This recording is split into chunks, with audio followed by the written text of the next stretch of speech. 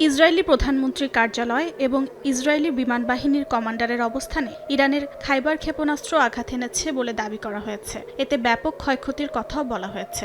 ইরানের আধা সরকারি সংবাদ সংস্থা তাসনিম জানিয়েছে, লক্ষ্যভিত্তিক ও আকস্মিক এ হামলার কথা ঘোষণা দিয়েছে ইসলামী বিপ্লবী গার্ড বাহিনী IRGC।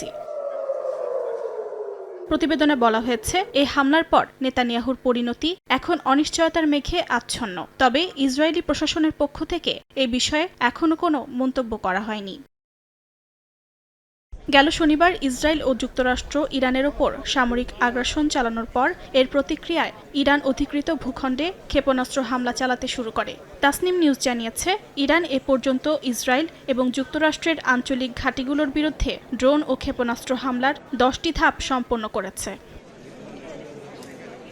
অর্জিতা শেহজিন, সময় সংবাদ।